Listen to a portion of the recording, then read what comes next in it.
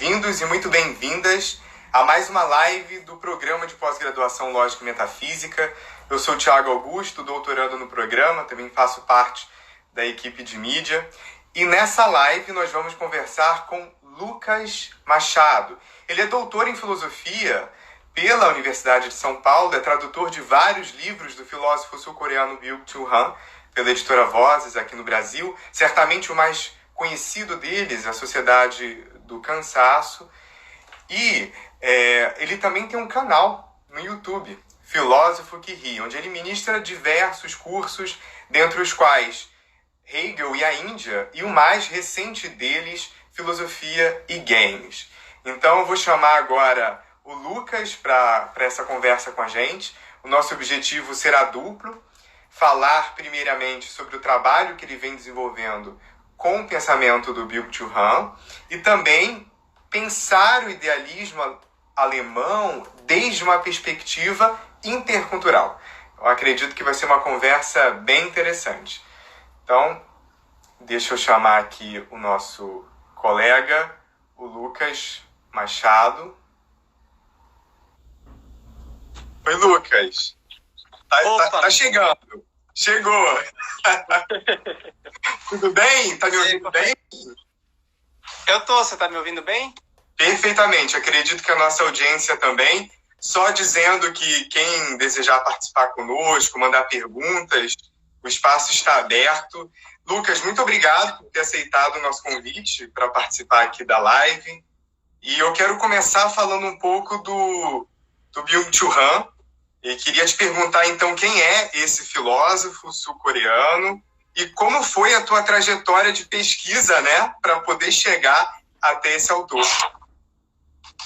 Legal. Muito obrigado, Thiago. Obrigado mesmo pelo convite de vocês aí. Acho muito legal essa iniciativa que vocês têm com o programa. Acho que é importante a gente tentar fazer esse tipo de atividade aí, né, nesse momento, promover uma certa discussão sobre esses temas. Sobre o Byung-Chul Han, é curioso, né? Muitas vezes quando eu falo que eu traduzo ele, as perguntas falam, mas onde que se aprendeu, as pessoas falam, né? Mas onde que se aprendeu coreano, né? Onde se aprendeu a falar coreano, né? Eu falo, não, calma. Ele é coreano, mas ele é radicado na Alemanha, escreve em alemão, né? Porque é isso, porque na verdade ele realmente, apesar de ser sul-coreano, ele é radicado na Alemanha, ele é formado em filosofia por Freiburg e em literatura e teologia alemã por Munique, se eu não me engano, né? E atualmente ele, na verdade, é professor da Universidade de Artes em Berlim, né? Professor de filosofia lá na Universidade de Artes em Berlim. Então, a própria trajetória do Byung, por si mesma, já parece bastante curiosa, né? Você imaginar, assim, o que levou a esse percurso, né? Mas o que acabou me levando a ele, na verdade, foi uma série de contingências mesmo, né? Confesso que não foi... isso acontece muito comigo, o interesse pelas coisas, por coisas diferentes não surgirem de um interesse anterior, mas meio que esses interesses dialogarem, né? Mesmo que não tenha surgido em função disso, que nem o Hegel, né? Não é que eu me interessei por filosofia oriental a partir do Hegel, mas esse interesse surgiu por outras razões e essas coisas confluem, né? Uhum. No caso do Han, na verdade, o que é um tanto irônico, se você for pensar assim, sendo completamente sincero, isso surgiu primeiramente, sobretudo como uma proposta de trabalho, porque como tradutor, né? Porque, e aí isso veio do meu doutorado, né? Porque pelo meu doutorado eu fiz o sanduíche com a supervisão do professor da Alemanha, que é o Marcus Gabriel, né? E aí eu conversei com ele se ele tinha algum livro dele que queria que traduzisse para o português. Ele tinha, que é esse livro que saiu pela Vozes, Eu Não Sou Meu Cérebro, né? Ele já tinha contrato com eles, eu entrei em contato com eles, deu tudo certo, eles me aceitaram como tradutor, e aí a partir daí eu fui traduzindo vários livros para eles, para Vozes, né? E eles falaram, olha, tem esse autor aqui, né, o Byung-Chul Han, a gente está precisando de alguém para traduzir ele, você não topa aí, né? E eu topei, e isso que foi a primeira ocasião para eu entrar em contato com o pensamento do Han, sendo bastante... Bem pragmático, né? Bem pragmático, né? Mas é claro que conforme eu vou lendo, né, e obviamente não por acaso, já que a minha pesquisa toda na iniciação científica, no mestrado e no doutorado foi sobre idealismo alemão, enfoque no Hegel, né, é claro que no fim das contas o Han dialoga muito com a tradição que eu estudo, dialoga muito com esses filósofos alemães, fala muito do Hegel, as opiniões dele sobre o Hegel, inclusive, elas mesmas oscilam, com o passar do tempo, conforme ele vai escrevendo novos livros sobre isso, né? Também sobre o próprio Heidegger, o Fichte e assim por diante. E na verdade acabou se tornando uma referência bastante importante para mim também, né? Sobretudo porque justo pela forma com que ele justamente torna alguns dos temas debatidos por esses filósofos, ele dá um caráter bastante atual para isso, né? Ele opera com certos conceitos, pensando isso não apenas de uma perspectiva atual, eu diria, dentro do nosso contexto, na nossa sociedade atual, mas eu diria também de uma perspectiva bastante existencial. E é isso que eu acho particularmente interessante no Han, né? Como ele pega certos conceitos filosóficos e como ele pega uma certa discussão sobre a nossa sociedade mesmo, né? Inclusive sobre a própria estrutura social e econômica da nossa sociedade, mas, a meu ver, ele sempre faz isso de uma perspectiva usando lentes existenciais, né? Pensando, afinal, que tipo de sujeito, que modo de existência enquanto um indivíduo é o modo de existência que fomenta esse tipo de que fomenta e é fomentado pela forma com que nós vivemos em sociedade, né? Qual que é o pressuposto, qual que é a condição existencial que está pressuposta aí, né, o tipo de esforço existencial que caracteriza e que, de alguma maneira, se encontra por trás da razão da gente organizar a nossa sociedade dessa maneira, né? O que a gente está querendo, que tipo de existência se promove ou se promover uma sociedade capitalista, em outras palavras, né? Que tipo de condição existencial está sendo buscada, que tipo de modelo de existência está sendo, né, reproduzido dessa maneira, né? O Éder, tudo bem? O Ederson aí é aluno meu do alemão, foi aluno meu do alemão. Que legal. Legal que tá aí também. Sejam todos bem-vindos. Eu quero aproveitar essa conversa, Lucas, e dizer assim que eu também comecei estudando os clássicos, né? Você estudou aí o Kant, os alemães, e é muito importante ler os clássicos, mas é, do mesmo modo, muito necessário ler também os filósofos que pensam o nosso tempo, que estão fazendo uma filosofia do tempo do agora. E a gente observa muito isso no Han. Então, eu te pergunto o seguinte, quais são os conceitos, quais seriam os principais conceitos que o Han mobiliza para fazer essa análise e esse diagnóstico do presente? Sim. Então, bom, eu acho que tem uma lista considerável, né? Se eu fosse falar muito disso, eu ia precisar de uma outra live só para isso. Mas alguns dos principais conceitos que eu acho que são importantes aí, porque eu insisto, né? Dentro dessa leitura pelo menos a leitura que eu faço do Han, eu acho que justamente porque ele tem um pano de fundo, um background heideggeriano, digamos assim, né? Inclusive a tese de doutorado dele foi sobre o Heidegger, né? E os primeiros livros que ele publicou, o primeiro livro que ele publicou foi sobre o Heidegger. Ele justamente tem esse pano de fundo existencial muito forte, né? E é justamente e o que eu acho interessante é que esse pano de fundo é o que ele sempre utiliza, mesmo para pensar essa questão da perspectiva das nossas estruturas sociais, de como elas operam. Ele vê, é como se, né, o que dá impulso a essa organização fosse, em última instância, um certo modelo existencial, né? Um certo paradigma existencial, uma busca de existir de um determinado modo, né? Que essa existência da autoafirmação, da autorreprodução, do fechar-se justamente no seu si, né? Então, acho que aí entra em operação certos conceitos que ele está usando da tradição, usando e interpretando da sua própria maneira, né? Acho que no Han isso é bastante forte. Mas certos conceitos da tradição aí, sobretudo nessa questão da relação entre o eu e o outro, né? Então, o Han tem um certo conceito do si e de como o si é constituído e de que maneira isso entraria em relação ou não com a concepção que se tem do outro, né? E isso, de fato, como modelos existenciais, né? Porque eu acho que de uma maneira muito influenciada pelo Heidegger Inclusive, eu sempre insisto que, para mim, tem pelo menos duas fases diferentes do pensamento do Han, né? Uma pré-sociedade do cansaço e uma a partir da sociedade do cansaço, né? Em que, justamente, ele passa a operar com alguns conceitos quase da maneira oposta, inclusive. Por quê? Porque, porque a impressão que eu tenho, embora eu não seja um grande estudioso de Heidegger, eu tenha lido pouco Heidegger, na verdade, né? Me parece que uma das principais ideias que o Han pega aí do Heidegger, um dos principais imperativos, digamos assim, como projeto filosófico, é pensar o ser humano justamente como aquele que só se realiza na sua humanidade justamente na medida em que ele está no mundo, né? Não como um sujeito fechado, solipsista, isolado na sua relação a si mesmo, mas que ele sempre se constitui como sujeito no mundo, né? Só que o Han, e por isso o conceito de mundo, nessa primeira fase, sobretudo, eu diria, também depois, mas nessa primeira fase aparece muito, com muita proeminência, esse conceito de mundo como um conceito central, né? Como aquilo que justamente bota o Dasein, digamos assim, né? O sujeito em relação com algo distinto dele próprio, né? Algo que não se limita à sua própria relação a si. Só que o Han, me parece que ele quer, na primeira fase do pensamento dele, pelo menos, ele quer radicalizar essa compreensão do sujeito.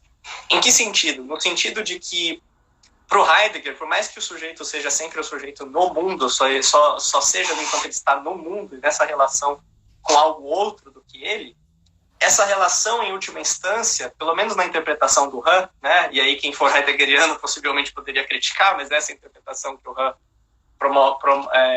sugere aí nesse momento, nessa relação ao mundo, o que interessa para o ser aí é, sobretudo, afirmar a singularidade da sua própria existência, né? Ele poder se afirmar nessa sua existência singular que é distinta de todas as outras.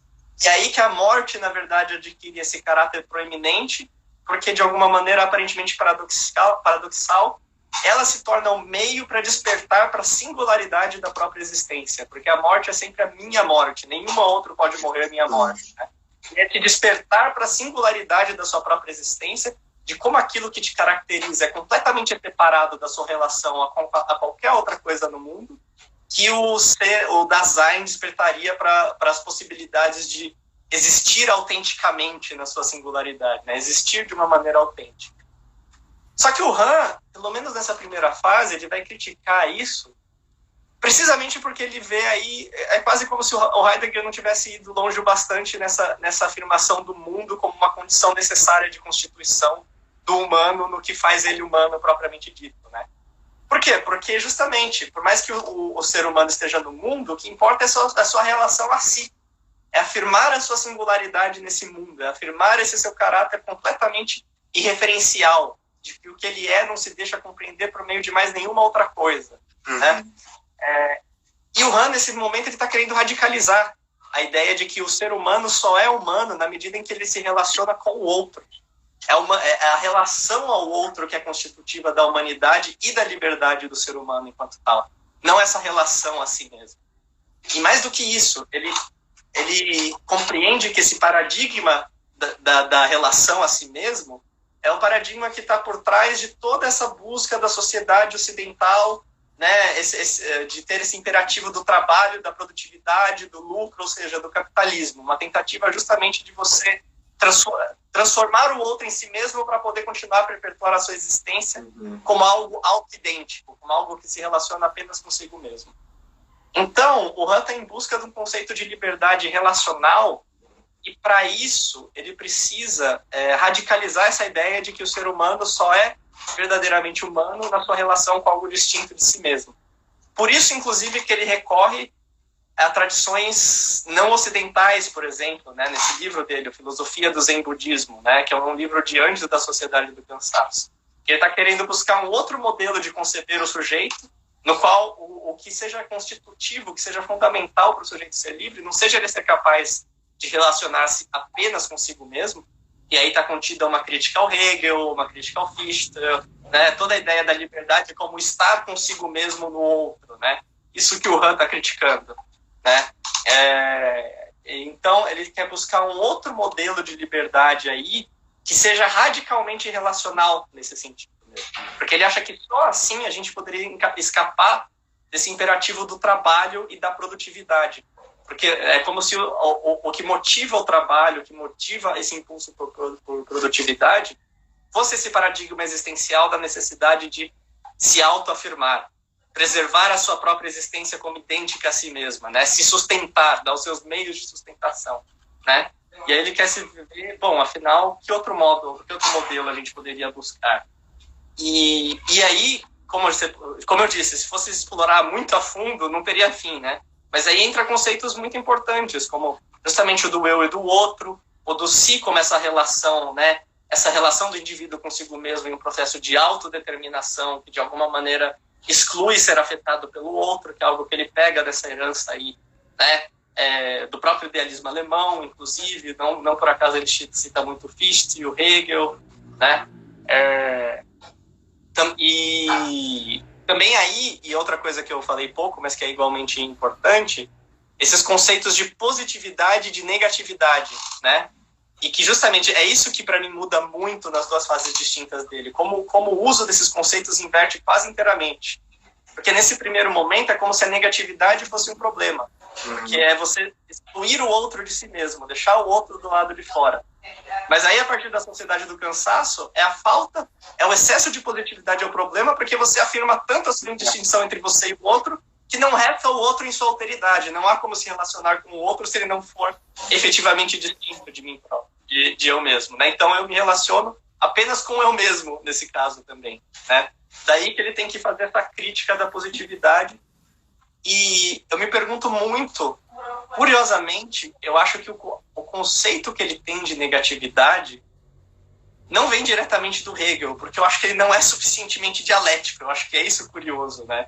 E acho que não é por acaso que quanto mais ele vai querendo fazer um elogio da negatividade, mais ele vai se aproximando do Hegel, e de uma maneira que ele não se aproximava antes. Então, se você lê os primeiros livros, ele está criticando o Hegel, acho que até por uma meio via filosofia da diferença, meio via filosofia francesa. Não. Esse imperativo da negação, que é só uma relação a si mesmo, que é um si, né, um si universal que está dissolvendo toda a distinção aí. E aí, num dos livros mais recentes dele, um dos que acabou de sair aí, inclusive, pela Voz do Favor Fechar os Olhos, ele fala, não, a gente precisa ler o Hegel de uma outra forma, né? A gente precisa ver que o Hegel aí, na verdade, tem algo de interessante para pensar o que é essa relação ao outro, porque justamente ele está querendo trazer essa importância do conceito de negatividade, né?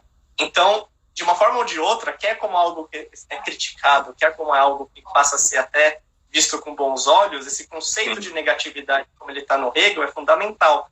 Assim como o conceito de positividade, que provavelmente vem de outras heranças aí, da filosofia francesa, por exemplo, também do Nietzsche, né? Acho que tem vários pontos assim, mas certamente o Han é muito erudito mesmo. A minha impressão, assim, ele cita 300 coisas diferentes que eu não sei de onde que ele leu, mas por isso mesmo, sem dúvida, o diálogo com os clássicos aí é fundamental, é indissociável. Ele está dando continuidade a uma certa tradição de reflexão, de uma forma ou de outra. Sim. E se vincula ao idealismo alemão, se vincula à filosofia francesa, se vincula ao Nietzsche, a esses autores pós-idealismos alemão, né? É muito interessante como ele mobiliza esses autores clássicos para pensar o presente. É curioso essa questão do cansaço, né? A gente se sente cada vez mais cansado, extenuado. Parece que o cansaço é permanente, a nossa própria sombra. E numa entrevista recente que o Byung-Chul Han deu ao El País, ele comenta a questão da crise sanitária, da pandemia do coronavírus, e ele usa uma expressão, vírus da realidade, para dizer o quanto nós nunca exploramos tanto a nós mesmos. E eu queria perguntar de você, ajudar a iluminar o que é esse vírus da realidade ao qual o Han se refere e como a crise sanitária, a pandemia, pode ser um momento oportuno para a gente pensar uma mudança radical do nosso modo de vida, né? Pois é, essa é uma questão bastante difícil, assim, né? Porque o Han, O Han é realmente quase como se fosse, às vezes me dá uma impressão desse rosto do Jano, sabe? Aquele rosto duplo, assim, a pessoa que meio que oscila entre dois lados de uma maneira, às vezes, muito brusca. E acho que a própria reflexão que ele fez sobre a pandemia mostrou isso. Porque nos primeiros textos, ele tendia a ter uma perspectiva um pouco mais falando, né, dessa questão de que o mundo europeu não estava lidando apropriadamente com a pandemia, porque tinha essa questão, né, não ter essa preocupação de manter uma certa individualidade, mas aí depois ele se colocou, inclusive nesse último livro dele, O Sociedade Paliativa, ele meio que lança algumas críticas a uma certa né, umas críticas às vezes meio indiretas, mas que ainda assim te deixam com uma pulga atrás da orelha. Essa questão da quarentena, que isso poderia ser usado para formular um autoritarismo aí de extrema-direita, para preservar a vida a todo custo. No Brasil, acho que a gente está vendo que a gente tem uma experiência bastante distinta disso, na verdade, né?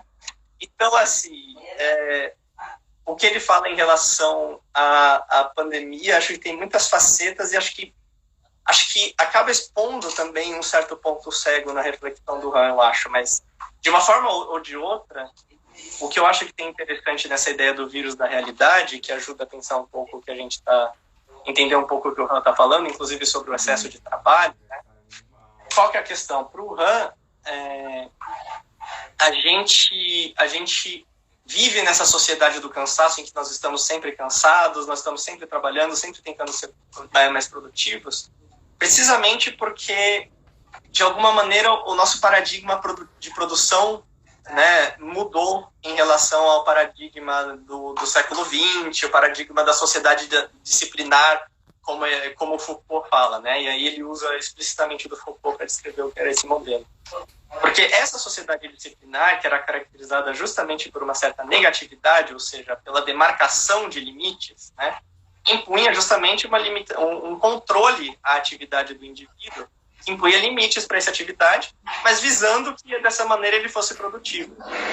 Eventualmente, de acordo com o Han, a gente chega num ponto em que se tem essa percepção de que o indivíduo é muito mais produtivo quando você não impõe limites à atividade dele e permite, fomenta, né, motiva de alguma maneira, pela maneira com que a sociedade é organizada, que o indivíduo faça tudo aquilo que está ao alcance dele, sem precisar de nenhuma instância de controle externo que esteja mandando ele fazer isso. Ele faz isso por motivação própria. Porque isso é a maneira que ele dessa maneira que ele acha que ele se realiza, né?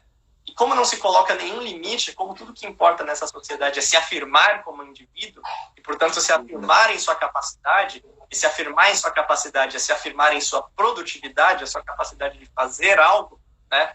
O indivíduo produz sem limites.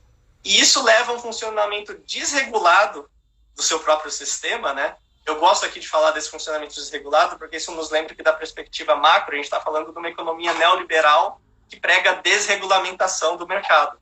Então, é algo semelhante que acontece no nível da psique do indivíduo. Que é essa ideia de você ter um funcionamento desregulado, no qual não é imposto nenhum limite, e que, por isso mesmo, consome todas as energias do indivíduo, ao ponto do autocolapso, né? Só que, nessa perspectiva, o que o Han insiste é que uma sociedade que funciona dessa maneira, precisamente porque ela é extremamente afirmativa, ela não impõe limites, ela visa apenas se expandir e encontrar em todas as coisas apenas uma extensão de si mesma, né? Ela não busca manter o outro de fora, mas pelo contrário, ela de alguma maneira busca assimilar o outro como uma espécie de extensão de si próprio, né? Por isso que o Han fala que na nossa sociedade a gente tem essa diversidade sem diferença, né? Porque não tem um outro que impõe um limite para a minha autoafirmação, tem um outro que potencializa essa autoafirmação apenas, né? Em função disso, ele diz que a gente vive numa sociedade, na sociedade paliativa ele fala explicitamente, né? A gente vive numa sociedade que tem baixa imunidade, né? Porque o sistema imunológico é justamente isso, essa exclusão do outro, né? E com isso, eventualmente, de acordo com essa leitura do Han, a gente fatalmente se depara com esse outro, né? Esse que ainda se encontra de fora de alguma maneira, que é o vírus. O vírus como um outro aí que justamente de alguma maneira nos ameaça, vem de fora, compromete essa nossa capacidade de autoafirmação e nos coloca um certo limite externo, né? Um limite externo dessa nossa atividade, que não está no nosso controle. E é como se o vírus, justamente dessa maneira, fosse um vírus da própria realidade, porque a realidade é aquilo que resiste a nós, né? A realidade é o outro nesse contexto. E acho que é isso que está, sobretudo, por trás dessa ideia do vírus da realidade, né? Não por outra razão, nesse contexto, a gente vem toda essa discussão sobre a valorização renovada da ciência, do conhecimento científico, da pesquisa, né? A necessidade de se reconhecer a importância desse processo, porque tudo isso diz respeito a uma outra espécie de contato, eu diria, com a realidade, ou melhor dizendo, até mesmo pura e simplesmente de um contato com ela, né? Não só de ficar dentro da informação que alimenta a minha autoafirmação e que me permite simplesmente me espelhar nessa informação indefinidamente, né? Não, eu preciso de uma outra relação com a realidade, que é isso que, de alguma maneira, demanda de mim esse contato com o outro, né? Com aquilo que não é simplesmente da maneira que eu quero, né? Só que eu acho que isso deveria ser uma razão, de alguma maneira, para o Han reavaliar certas coisas do diagnóstico que ele faz da nossa sociedade também. Por quê? Uma das coisas que ele fala na Sociedade do Cansaço é que a gente teria ultrapassado o paradigma patológico que segue o modelo discursivo imunológico, né? Justamente porque a imunidade supostamente pressupõe essa ideia de um elemento exterior estranho que se infiltra e que se tenta eliminar a todo custo. Sim. E agora o nosso modelo patológico é o outro, é o das patologias neuronais, precisamente porque elas são essa coisa, justamente esse mau funcionamento interno, não é que alguma coisa vem de fora e abala, é porque eu estou funcionando desreguladamente internamente, que isso me leva ao colapso. E ele diz que o vírus teria um modelo ultrapassado, justamente, né? Algo que não serviria muito para compreender a nossa sociedade, como ela funciona. Mas, para mim, isso é um problema, porque, bom, se é assim, deve ter alguma boa razão para quando a gente fala de sociedade digital, de meio digital, a ideia de viralizar ser tão importante, né? A ideia das coisas serem virais ser tão importante. E eu acho que não é por acaso, eu acho que tem aí uma dialética entre negativo e positivo, justamente, que escapa ao Han, porque por mais que ele fale de dialética, acho que essa dialética, justamente, ele ainda não pensa ela muito hegelianamente, isso vem por um filtro de uma outra leitura, assim, né? Acho que tem uma dialética que escapa a ele, que é uma certa solidariedade entre negatividade e positividade, que também é característica da própria maneira como o vírus funciona. O vírus precisa se infiltrar no organismo e negar alguma coisa nele, transformar alguma coisa nele, para só a partir daí poder se reproduzir e se afirmar incessantemente nele.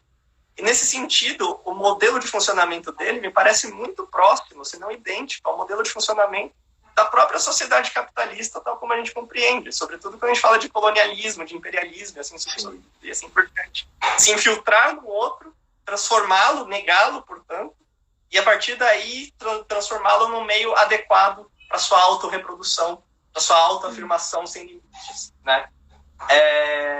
E é por isso que eu acho que escapa na análise do Han, nessa questão da pandemia, uma outra dimensão muito importante, assim, a qual a gente não consegue compreender a pandemia no nosso próprio contexto brasileiro e latino-americano, que é a necropolítica, né?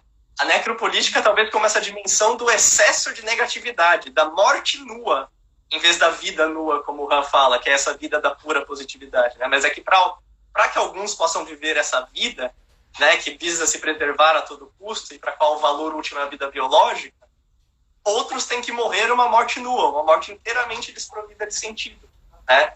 E aí isso, então, para trás dessa positividade excessiva, a gente encontra uma negatividade excessiva em operação também. Que eu acho que o Han acaba nem debatendo, porque de alguma maneira ele está pensando sobretudo, eu creio, no contexto europeu e asiático, né? E aí escapa dele essa percepção. Oi? Aí escapa dele essa percepção de uma experiência latino-americana e de sociedades anticolonizadas, né? Exato, né? Então, assim, Mas, ao mesmo tempo, de toda maneira, eu acho que tem algo importante nele indicar de que o vírus nos coloca com um certo limite do nosso modelo de sociedade. Sim. Mas eu acho que tem coisa que, porque a análise dele é unilateral, muito focada nessa ideia de um excesso de positividade, isso acaba levando ele não apenas a não perceber certas partes desse fenômeno que são importantes, como, por exemplo, essa dimensão da necropolítica, como também, às vezes, fazer uma crítica muito rasteira, muito problemática, sobretudo para quem está no Brasil, da própria ideia de quarentena, né? Como se as pessoas fizessem quarentena para preservar a vida nua, simplesmente, a vida biológica. Mas esquece que, né, ninguém morre uma boa morte, nem vive uma boa vida, se as pessoas estão morrendo uma morte nua, estão morrendo justamente, né, aos montes, assim, e sem que isso tenha nenhum sentido, sem que isso seja nenhuma maneira de se realizar ou qualquer coisa do jeito. Né? Perfeito, eu acho essa discussão, Lucas, realmente muito interessante e muito pertinente, né? Só aqui dar um olá para o pessoal do Acontece no IFIX. E aqui tem também uma pergunta, você está vendo aí, Lucas? Que acabou de vir aqui. Do né? Valmir. É possível colocar o pensamento dele na perspectiva decolonial? Eu acho que tem muita coisa no pensamento dele que dialoga bem com uma perspectiva descolonial e que essa ponte deveria ser feita mesmo, né? Primeiro, né, um caráter assim já menos eurocêntrico, digamos, no pensamento dele, pelo menos na primeira fase, é essa preocupação de falar de filosofia asiática, né, de falar do Zen budismo, por exemplo. Enquanto ele embora a leitura dele ainda seja um pouquinho carregada de orientalismo, no sentido de usar essas grandes categorias, né? Então, o pensamento do Oriente é dessa maneira, o pensamento do Ocidente é desse. Mas calma aí, cara pálida, né? Tem Oriente e Ocidente, né? Não é bem assim. Mas tudo bem, mas isso já é um certo passo que permite um certo diálogo, e a leitura dele do Zen budismo, de fato, tem coisas muito interessantes. Mas algo que dialoga muito e que com certeza alguém poderia fazer uma ponte e escrever, né? Já que quem está assistindo, alguém interessar isso, eu ficaria muito feliz de ver alguém. Dar esse insight, né? Exato. Mas seria que eu acho que muitas vezes, embora eu ainda tenha apenas muito pouca familiaridade com o Krenak, né, me parece que o Krenak o Han se aproxima muito do Krenak em certas ideias, sobretudo nessa crítica do capitalismo, na medida em que ele impõe a nós uma compreensão da vida como se ela fosse caracterizada sobretudo pela sua produtividade, né? E o que o Han quer propor de certa maneira, de fato, radicalmente um modo de vida improdutivo. No livro dele, o Psicopolítica, ele fala isso explicitamente. Deixa eu ver se eu tô... Eu adoro citar essa parte, porque ele coloca isso com todas as palavras. Deixa eu ver se eu consigo achar aqui a citação. Tá literalmente assim, né, Lucas? Que a questão é pensar um modo de vida que seja inteiramente improdutivo, né? E aí eu penso justamente nas palavras do Krenak, né? O título do livro dele, A Vida Não é Útil, né? Acho que justamente passa um pouco por essa ideia de que a gente tem que pensar um outro modo de vida que justamente não seja caracterizado por esse imperativo da produtividade, de parar de identificar vida e produção, né? E vida humana também, sobretudo. Sobretudo não, porque aí poderia ter um certo antropocentrismo, né? Mas digamos, pensar a vida não mais em termos de produtividade, mas sim das vivências mesmo, né? Do tipo de relação que a gente cria com os outros, com o mundo, né?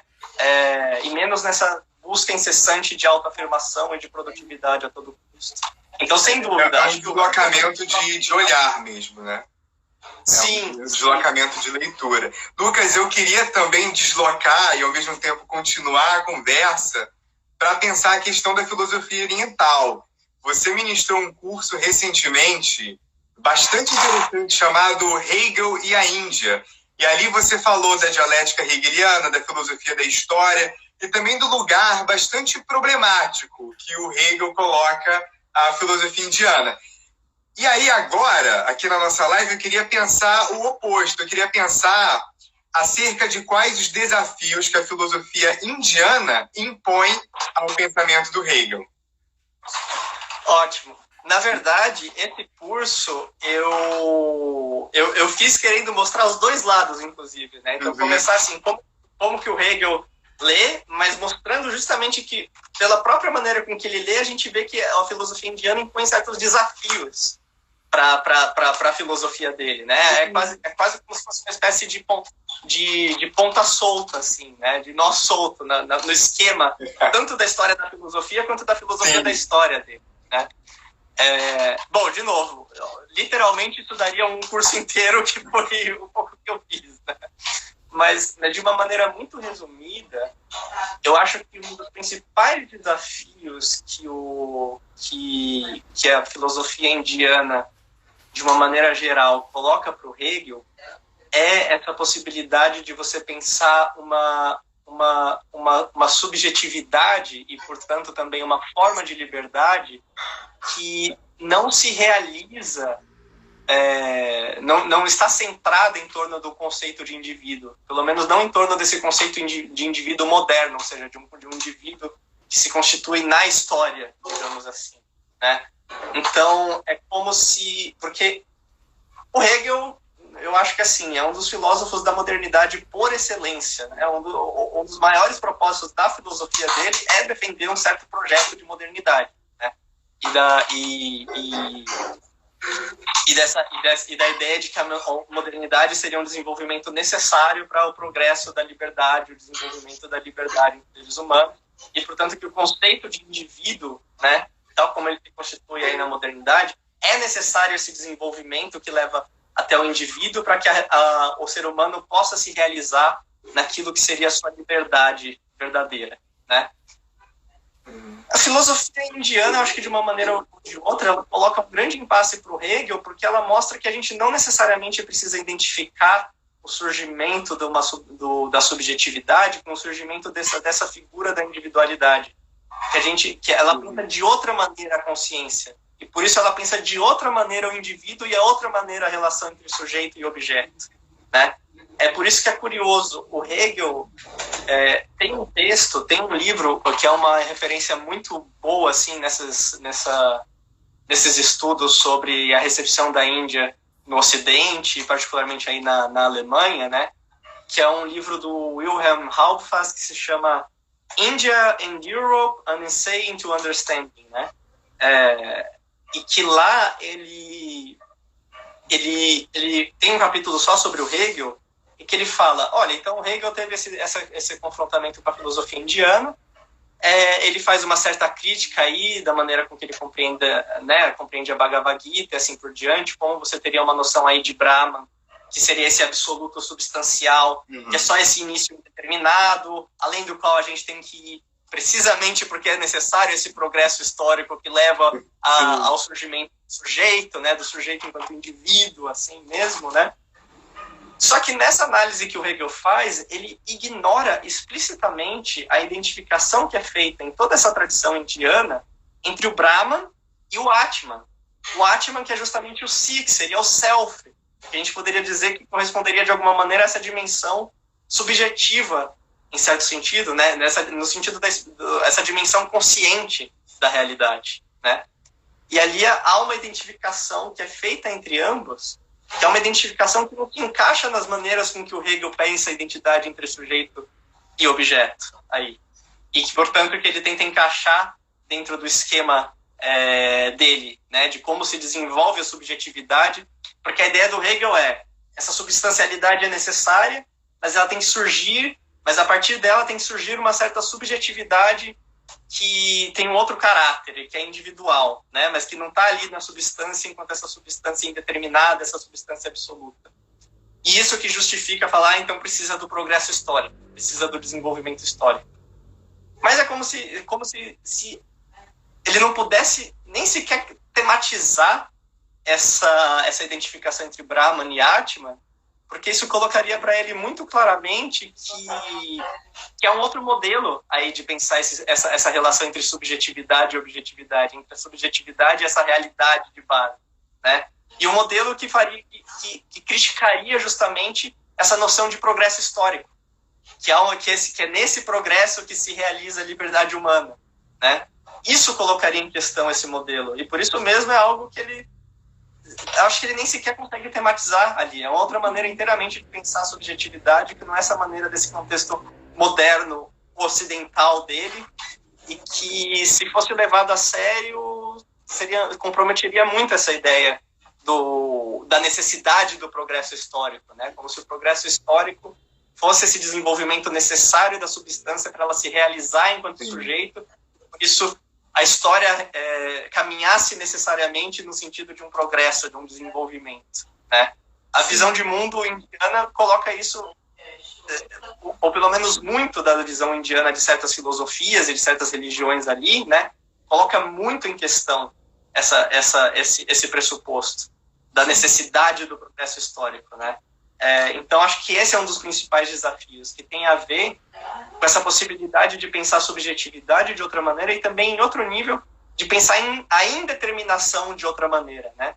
O que é isso que não se deixa determinar, inclusive no progresso histórico, e que de alguma maneira, aí extrapola essa pretensão, né, de determinação, né? Para o Hegel, ele consegue conter isso falando a substância é indeterminada, mas isso é a carência dela, então ela precisa se determinar e se aprofundar, e isso leva ao desenvolvimento histórico. Mas é porque ele pensa essa substância justamente como se fosse essa pura substancialidade carente de sujeito, né? E que precisasse se desenvolver como sujeito. Mas e se houvesse uma outra noção de indeterminação em que essas duas coisas já estivessem juntas e elas fossem indeterminadas, elas não implicassem essa determinação necessária, né? Acho que esse é um grande desafio aí para o Hegel. Como pensar a indeterminação além dos limites que o Hegel coloca para ela? É um baita desafio e é muito interessante como é possível a gente pensar o idealismo alemão numa perspectiva intercultural. Lucas, para finalizar, a gente tem uma última pergunta aqui, mais lá em cima, eu acho que é ali, Somp, underline 21, olha, a minha questão é a seguinte, encontrou? Sim. É possível apontarmos a causa da ausência de certa liberdade e autonomia na sociedade contemporânea devido ao efeito do capitalismo neoliberal? Então, da perspectiva do Han, sem dúvida é isso, né? O modelo, essa nossa sociedade do excesso da positividade é a sociedade que opera segundo o modelo neoliberal. Esse neoliberal que é pautado justamente por essa ideia, né, da afirmação do indivíduo, desse modelo do empreendedor de si mesmo, dessa produtividade, né, essa espécie de política digamos assim, condicionamento psicológico do indivíduo para que ele vise sempre a produtividade a todo custo, né?